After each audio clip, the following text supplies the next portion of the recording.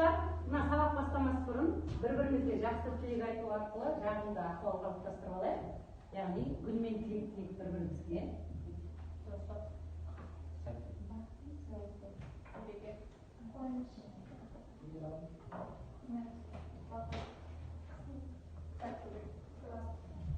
Мен барлығына Алла зейіндерін ашсын дегенде сабағымызды бастайық. Енді оқушылар, мына миға шабуыл жасап жіберейік. Кішкене өткен сабақты есімізге келтіріп сабақта гигиена ережелерін сақтау не үшін керек? Адам құлағының қандай бөлімдерін білесіңдер? Ал осы сұрақтар жөнінде гигиена ережелерін сақтау үшін не істеу керек? Қол қылышу керек. Сауатымыз алыстамау керек. Дұрыс. Бұл гигиена сақтау, біздің денсаулығымыздың бірден-бір кепілі жолы. Жақсы. Енді адам құлағының қандай бөлімдерді білесіңдер? Басқасы көретіндер сияқты адамда құлақ үш бөліктен тұрады, сыртқы, ортаңғы, ішкі. Сырттан дауыс естиміз. Құлақ арқылы дауыс естиміз. Сосын ол дауыстарды есту жолы арқылы өтеді. Мынау біздің тұрған бәріміздің мынау сыртқы көрініп тұрған неміз? Құлақ қалқанымыз. Дұрыс айтасың. Құлақ қалқанын есту жолы дыбысты естиміз екен. Сол дыбысты есту арқылы біздер сөйлейміз. Жақсы. Енді сабағымызды бастайық.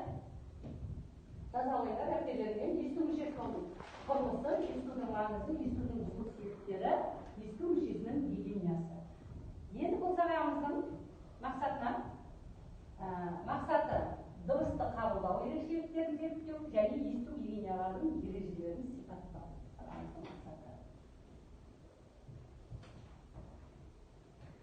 Енді біздер осы сабақ барысында кішкене видеоға назар аударып тыңдай қояйық, әрі мәтінімізді де осыдан отырайық, оқулықтан.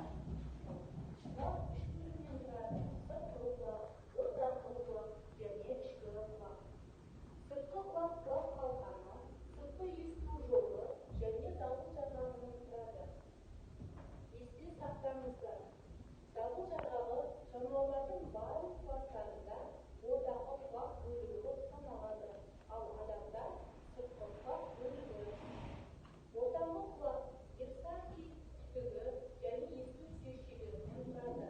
Есту сүйекшелері балғашық, төстік, үзеңгі деп аталады. Ішкі құлақ иілу өзекшелері ұлы дене есту жүйкесінен тұрады. Құлақ қалқаны дыбысты қабылдап, құлақтың ішіне қарай бағыттайды.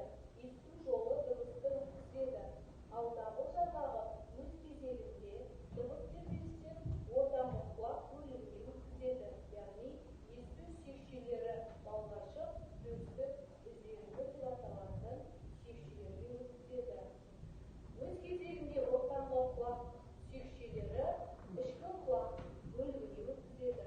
Яғни ұлу дененің сопақ терезесін үзеңгі соғылады. Ұлу денедегі сұйықтықтың тербелісі есту рецепторларын тітіркендіреді. Оларда қозу пайда болып, есту жүйкесі арқылы ми қуатысының есту орталығына жеткізіледі. Дыбыс тербелісін жүру реттілігі көрсетілген. Сонымен оқушылар, ішкі құлақтағы дыбыс тербелістері үлкен ми сыңарының самай бөлігіндегі есту аймағында тамырлады, талданады және естіледі. Перифериялық бөлігі ұлу рецепторлары, өткізгіш бөлігі есту жүйкесі, орталық бөлігі үлкен ми сыңарларының самай бөлігі. Енді біз мына сабағымыз басында біздер есту мүшесінің құрылысын айтып отырып, оның дыбысқа қалай өту жолдарын тыңдап қоя, әрі өзіміз жағынан бәлкімде де көз салып қарай ойындар. Сол айтылғандардың бәрі суреттермен көз алдымызда тұр. Енді мен сіздерге мынадай дұрыс пікірді тап деген тапсырма ұсынамын. Дұрыс пікірді тап. Бірінші сұрақ мынадай. Егер суреттерде тұр. Егер берілген пікір дұрыс болса, я жоқ деп жауап бересіңдер, да? Қате болса, жоқ, я деп жауап бересіңдер. Бірінші сұрақ. Есту мүшесі самай сүйегінде орналасқан. Балы жапырағы сыртқы құлақ пен ішкі құлақтың арасында орналасқан. Жоқ. Дұрыс айтасыңдар. Ол балы жапырағы сыртқы құлаққа жатады. Ішкі құлақтың уысы ауаға толы болады. Сұйыққа толы болады. Дұрыс айтасыңдар. Ауа емес. Ортаңғы құлақта есту шекшелер бір-біріне бірігіп кеткен. Жоқ. Ол балалар буын арқылы байланысады. Үш шекшемізді балғашық, төстік бір-бірінен айырылып көрініп тұрды. Үзеңгіге дұрыс айтасыңдар. Осылар буын арқылы. Келесі, ортаңғы құлақ есту түтігі арқылы жұтқыншақпен байланысады. Өте жақсы. Енді балалар, мен сіздерге мынадай тапсырма беремін.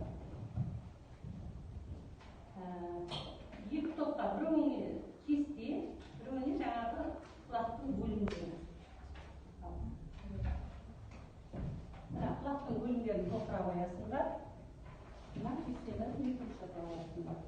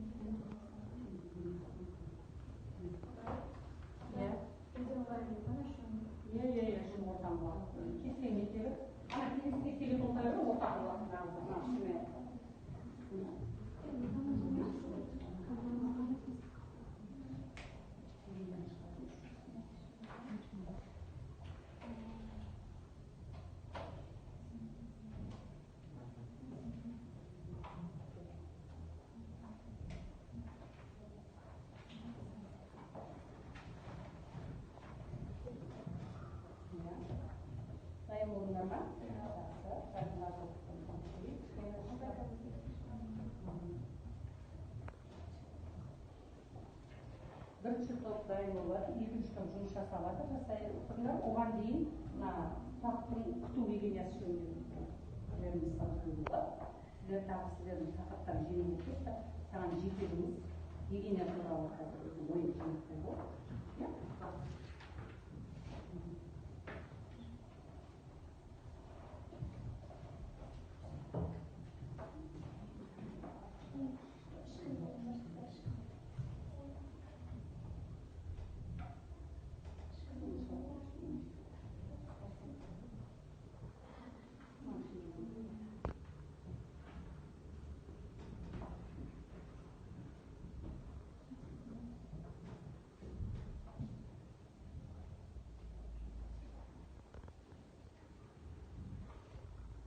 Оқпаққа ұқсап? Бәрін жаздыңыз, ойларының толықта жүрген ойыңыз бар. Біреуі қалақ болса, бір шыға қоясың.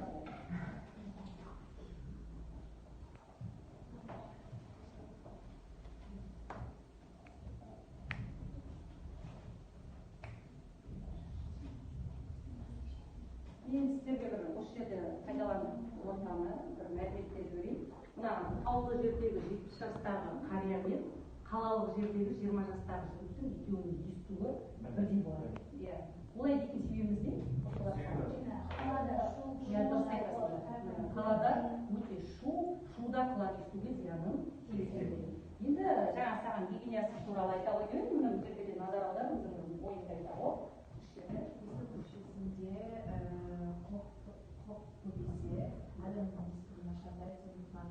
Hafta sayın mesela noktadan gerek. Kulakta üç tane nesillerin çıkma olmaydı.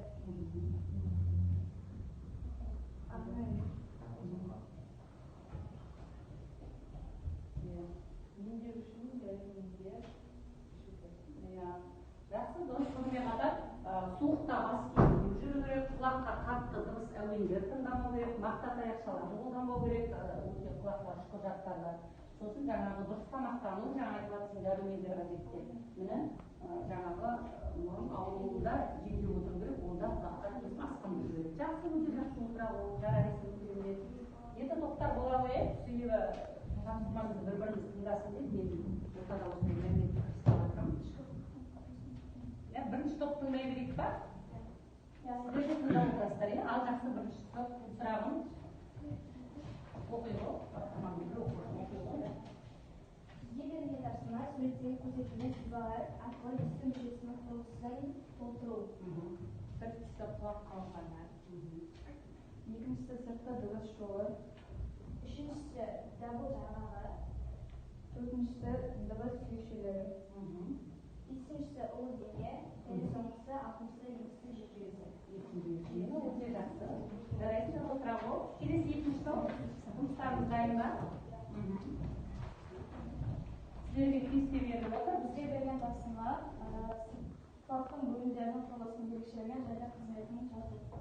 Сыртқы құлақ құрылысының ерекшелігі қалқамен тығыз қатты тартылған дабыл жарғанымен аяқталады. Ал қызметі құлақ қалқаны дыбысты қабылдайды, құлақтың ішіне бағыттайды. Ортаңғы құлақтың құрылысының ерекшелігі кішкентай 3 есту түйекшелері болады. Олар балғашық, төстік, үзеңгі. Қызметі дабыл жарғанымен бітісіп кеткен балғашық алдымен оның тербелісін төстікке береді. Ішкі құрылысының ерекшелігі бас сүйектің самай бөлігінде орналасқан, ал қызметі қозу пайда болып есту жүйкесі арқылы ми қыртысының есту орталығына жеткізіледі. Жақсы, өте жақсы. Қосымша енді. Өте жақсы. Енді келесі балалар. Мына жерде біз енді біраз жұмыс жасатсақ, кішкене сергітейік. Сергіту сәті болсын. Орнымызда отыра берейік. Екі қолымызбен сырғалықты 10 рет уқалаймыз. Сосын екі қолымызбен құлағымызды айналдырып 10 рет уқалаймыз. Бастайық. Сырғалығымызды білеміз, не сырғалығы?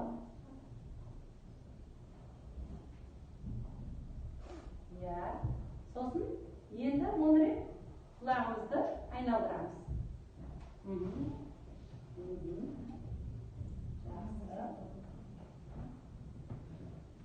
Енді бұл жерде бұл сергітуіміз бір жағынан тақырыбымызбен жақсы байланыста болды. Және біздер мына мүшелерге нүктелердің әсер ететін. Құлақта да әртүрлі нүктелер бар.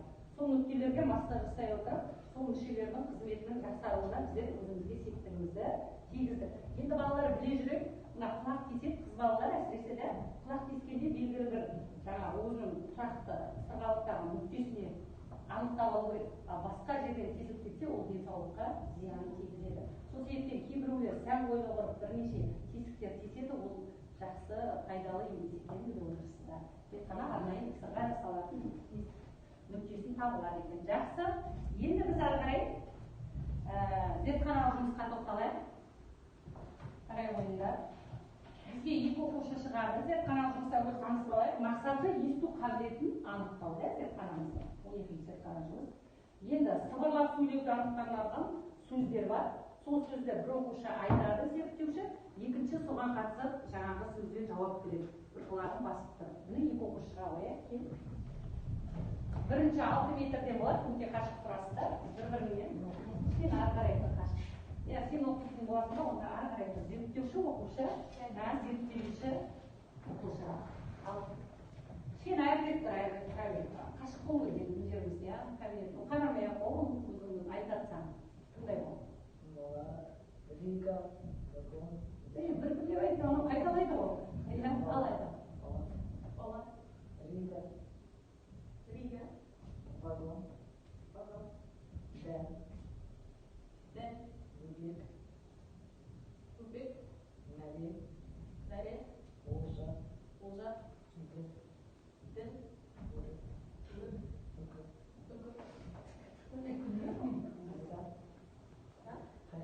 Қайрат, Қалам,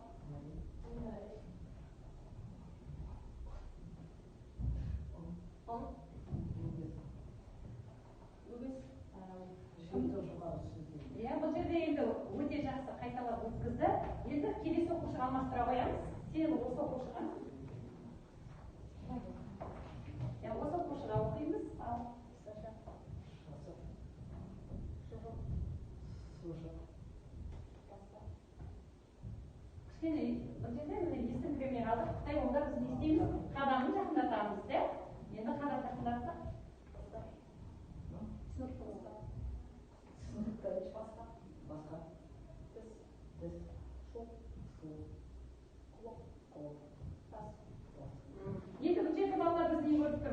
нені анықтайтын еді оқушының естуін, сыбырлап сөйлеген сөзді естуінде.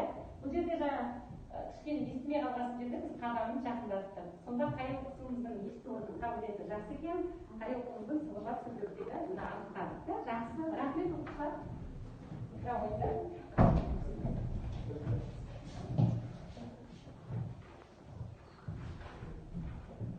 Енді сабағымызды мынадай қорытындылайық.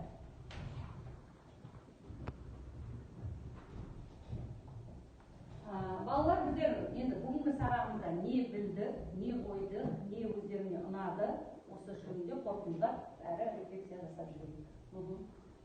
Сабағымызда бүгін не білдік, не туралы, не ұнады, қай жері біздің есіне қалатын болды, саған өмірлік не пайда болды осы жөнінде.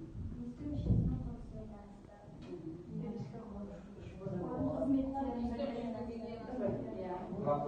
Құлақтың қасиеттерімен бірлік, 70 жастар ата талдауын жүргізіп қаладағы ғимараты баламен есту қабілеті бірдей екенін түсіндік. Құлақтың қасиеттерін білдік. Гигиенамен таныстықтар. Шудың қасиеті. Видео арқылы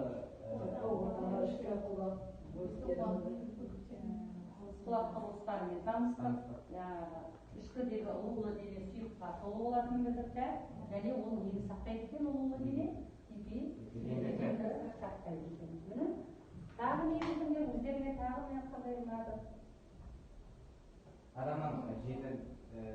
адамның есту мүшесін жай айтқанда қалай естілетінін қасиетін зертханалық жұмыс өздеріне қызықты ұнады да, сол арқылы қарапайым түрде білуге болатын. Өте жақсы, сіздердің барлығыңызға сабаққа өте жақсы қатыстыңыздар.